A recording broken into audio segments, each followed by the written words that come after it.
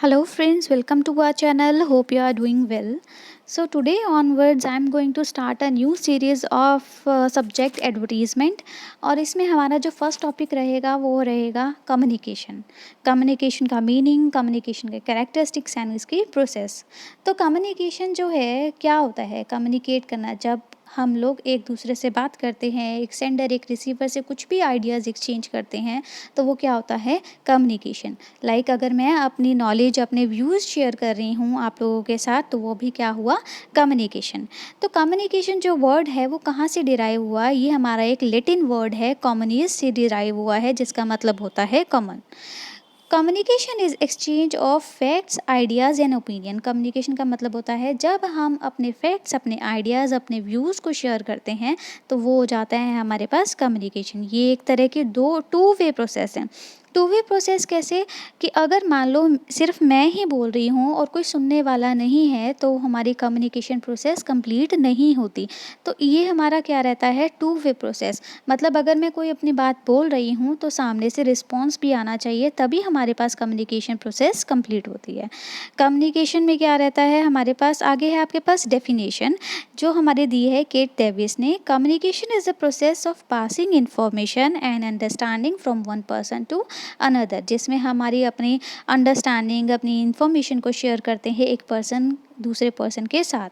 अब जब भी आप डेफिनेशन लिखते हो तो इस चीज़ का ध्यान रखा करो कि अगर आपको डेफिनेशन वर्ड टू वर्ड याद है तो ऑथर का नाम लिखो जिन्होंने उस डेफिनेशन को दिया है, और अगर वर्ड टू वर्ड याद नहीं है तो ऑथर का नाम नहीं लिखना चाहिए, क्योंकि ये चीज़ ध्यान दी जाती है कि अगर ऑथर का नाम मेंशन है तो वर्ड टू वर्ड हमारी डेफिनेशन सेम रहनी चाहिए। मूविंग फर्दर, कम्युनिकेशन के कुछ कैरेक्टरिस्टिक्स भी हैं। क्या है? कि हमारे पास ये टू और मोर पर्सन्स को कैरी करती है। अगर हमारे पास सिंगल पर्सन है, सिर्फ एक ही बोलने वाला है, कोई सुनने वाला ही नहीं है, तो कम्युनिकेशन क्या हुआ ना? कोई कम्युनिकेशन ही नहीं हुआ। मतलब कोई सामने वाला नहीं है, कोई रिस्पॉन्स करने वाला नहीं है, कोई सुनने वाला नहीं है, तो कम से कम दो पर्सन होना ज़रूरी है, उससे ज़्यादा कितने भी हो सकते हैं। नेक्स्ट आपके पास है exchange of ideas and information. Communication में क्या रहता है कि अपने आइडियाज़, अपनी इन्फॉर्मेशन को हम लोग आपस में शेयर करते हैं। नेक्स्ट, म्यूचुअल अंडरस्टैंडिंग होना मस्ट है कम्युनिकेशन में। अगर मैं ही सिर्फ बोल रही हूँ या कोई भी सामने वाला पर्सन ही सिर्फ बोल रहा है और कोई समझ नहीं रहा है जिससे हम लोग बात कर रहे हैं, तो हमारा कम्युनिकेशन प्रोसेस जो है वो इफ़ेक्टिव नहीं होगी, क्योंकि सामने वाला जब समझ ही नहीं रहा मेरी बात को, तो हमारी कम्युनिकेशन क्या रहेगी? कुछ भी नहीं। मुझे उसकी तरफ से कोई भी रिस्पॉन्स नहीं आएगा। तो म्यूचुअल अंडरस्टैंडिंग होना मस्ट। नेक्स्ट आपके पास कम्युनिकेशन जो है वो कंटिन्यूअस प्रोसेस है। अब कंटिन्यूअस प्रोसेस क्यों कहा गया? क्योंकि कम्युनिकेशन कभी भी ख़त्म नहीं होता। ये एक साइकिल है जो कि चलती ही रहती है और एक तरह का यूनिवर्सल कंसेप्ट है। यूनिवर्सल कंसेप्ट का मतलब है कि ये all over the world applicable होता है। अब ऐसा नहीं है कि सिर्फ हमारे कंट्री में ही बात हो रही है, हमारे स्टेट में ही बात हो रही है, पूरे वर्ल्ड में बातचीत की जाती है। इवन कि हमारे एनिमल्स भी बात करते हैं, हमारे बर्ड्स भी बात करते हैं, लिविंग बींग्स सभी बात करते हैं। तो ये क्या है? यूनिवर्सल कंसेप्ट है। ये प्रोसेस क्या है? यूनिवर्सल है। तो ये कुछ आपके पास कैरेक्टरिस्टिक्स है कम्युनिकेशन के। मूविंग फर्दर, प्रोसेस क्या रहती है कम्युनिकेशन की? इसमें कुछ स्टेप्स हैं कम्युनिकेशन प्रोसेस में, जैसे कि source, encoding of message, communication का media, receiver, decoding, feedback and noise. तो ये हम लोग वन बाय वन डिटेल में पढ़ेंगे। Let's start. First one is source. अब सोर्स क्या है? सोर्स कोई भी पर्सन हो सकता है, कोई भी ग्रुप ऑफ पर्सन, कोई भी इंस्टीट्यूट। जो पर्सन, जो भी इंस्टीट्यूट या जो भी ऑर्गेनाइजेशन कोई भी मैसेज शेयर करना चाह रही है, कोई भी आइडियाज़ शेयर करना चाह रही है रिसीवर के साथ, तो वो हुआ हमारे पास सोर्स। सोर्स को हम लोग सेंडर भी मान सकते हैं या सेंडर के नाम से भी जान सकते हैं सोर्स। अब अगर हमारे पास कोई सोर्स ही नहीं होगा, कोई सेंडर ही नहीं होगा, तो हमारे पास कम्युनिकेशन जो प्रोसेस है वो स्टार्ट ही नहीं होगी, क्योंकि ये हमारे पास फर्स्ट स्टेप रहता है सोर्स का। Source is the first step of communication process. Moving further, अब उसके बाद जो है सोर्स जो है हमारा सेंडर जो है वो मैसेज को एनकोड करेगा। अब एनकोड का मतलब क्या होता है? एनकोडिंग का मतलब होता है कि हम अपने मैसेज को, हमारे आइडियाज़ को जो भी मुझे शेयर करना है, जब मैं उसे अपने सिंबल्स में, अपने लेटर्स में, अपने पिक्चर्स की फॉर्म में या जिस भी फॉर्म में मैं उसे चेंज कर देती हूँ। अब चेंज क्यों करूँगी? ताकि जो सामने वाला है वो मेरी बात को ईज़िली समझ सके। लाइक अगर मुझे अपनी फ्रेंड के साथ कोड लैंग्वेज में बात करनी है, अब मैं और किसी को पता नहीं चलना चाहिए, है ना?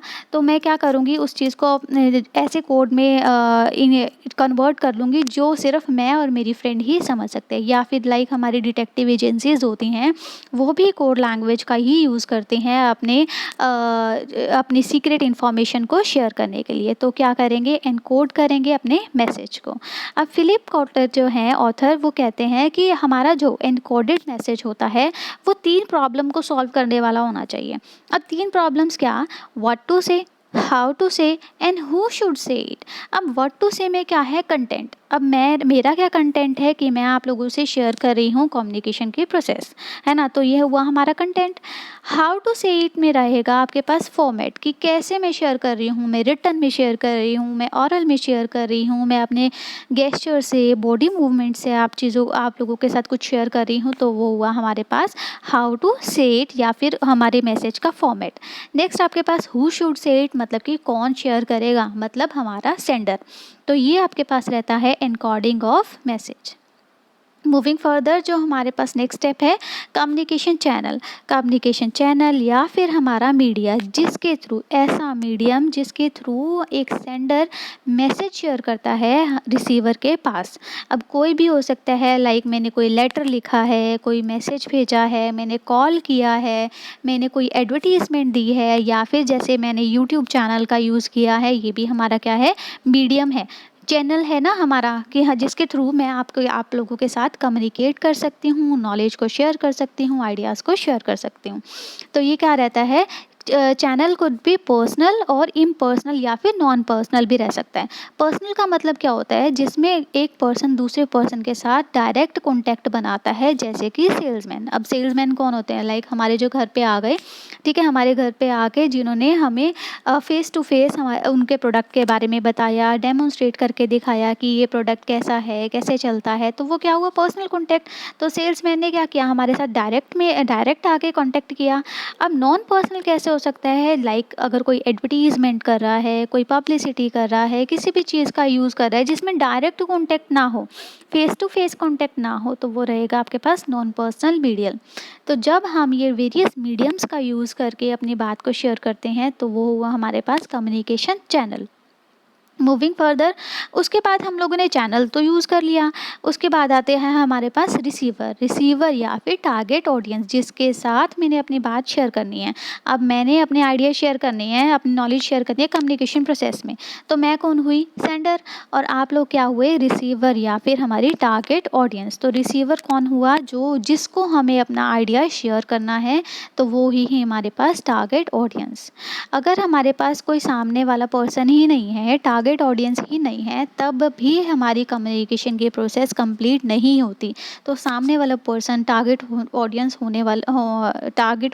होना ज़रूरी है, तभी हमारी कम्युनिकेशन की प्रोसेस कंप्लीट हो गई। नेक्स्ट है आपके पास डिकोडिंग ऑफ मैसेज। अब मैंने तो अपना मैसेज क्या किया? इनकोड कर दिया था। इनकोड किया मैंने वेरियस सिंबल्स में, पिक्चर्स में, या फिर किसी भी कोड लैंग्वेज में। अब जिसको मैंने भेजा है वो क्या करेगा? उस मैसेज को डिकोड भी तो करेगा ना। मतलब जो सिंबल्स उसके पास पहुँचे, सिंबल्स में मैसेज आया या पिक्चर्स में मैसेज आया, तो वो उस चीज़ को सॉल्व करेगा, उस चीज़ को समझेगा कि इस पिक्चर्स का मतलब क्या है, इस सिंबल का मतलब क्या है। तो वो हुआ हमारे पास डिकोडिंग ऑफ मैसेज। अब जब एक सेंडर अपना मैसेज को इनकोड कर रहा होता है, उसे ध्यान रखना चाहिए कि सामने वाला उस डिकोडिंग को उसको डिकोड कर सके। ऐसे सिंबल्स, ऐसे कोड लैंग्वेज का यूज़ करना चाहिए कि सामने वाला उस चीज़ को सॉल्व करके समझ सके और उसके बाद हमें रिस्पॉन्स कर सके। तो ये हुआ हमारे पास डिकोडिंग ऑफ मैसेज। नेक्स्ट आपके पास फीडबैक। अब फीडबैक जो है हमारे पास फाइनल स्टेप है। अब फीडबैक के बिना हमारी कम्युनिकेशन प्रोसेस कंप्लीट नहीं हो सकती। हमें नहीं पता चलेगा कि मेरी जो कम्युनिकेशन प्रोसेस है वो इफ़ेक्टिव है या नहीं है, जब तक मुझे पता नहीं चलेगा कि सामने वाला समझा या नहीं समझा, मैंने जो मैसेज बोला है उसका मतलब समझा या नहीं।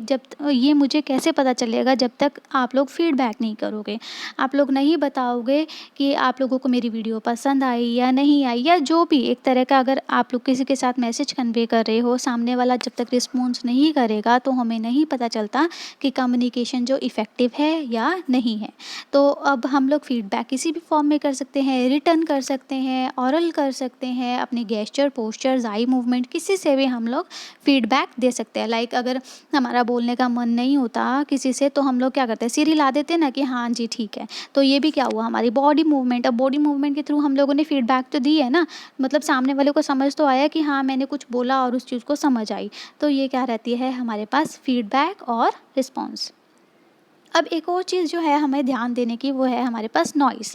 अब नॉइज़ क्या रहता है कि जब भी हम लोग किसी से कम्युनिकेट कर रहे हैं, जब भी हम लोग अपना कोई मैसेज कन्वे कर रहे हैं, उस मैसेज कन्वे करने के दौरान कोई भी इंटरफेरेंस, कोई भी बैरियर्स, कोई भी हिंड्रेंस आती है तो वो रहता है हमारे पास नॉइज़। लाइक अगर हम लोग फ़ोन पे बात कर रहे हैं किसी से और बीच में खड़-खड़ की आवाज़ आ रही है, या कोई बीच में कोई भी आवाज़ आ रही है, नॉइज़ क्रिएट हो रहा है, तो वो क्या हुआ, नॉइज़। क्योंकि हम अब नॉइज़ होने से मुझे समझ नहीं आएगी कि जिसमें फ़ोन पे बात कर रही हूँ वो क्या बात कर रहा है, क्या समझ में, मैं बोलूँगी रिपीट करो, पार्डन, है ना? तो क्योंकि मुझे बोलना पड़ेगा कि मुझे समझ नहीं आ रही ड्यू टू नॉइज़। तो जब हम किसी से कम्युनिकेट कर रहे हैं तो हमें नॉइज़ का भी ध्यान रखना चाहिए कि हमारा ऐसा मीडियम होना चाहिए जिसमें कोई भी नॉइज़ ना हो, ताकि मेरे कम्युनिकेशन प्रोसेस इफ़ेक्टिव रहे। जो भी मैं अपनी बात शेयर करना चाह रही हूँ, सामने वाला उस चीज़ को समझे और उसके बाद फीडबैक भी दे। तो ये आपके पास कुछ स्टेप्स हैं कम्युनिकेशन की प्रोसेस के। I really hope that you like my video. Please like, share and subscribe my channel. Thank you and have a nice day.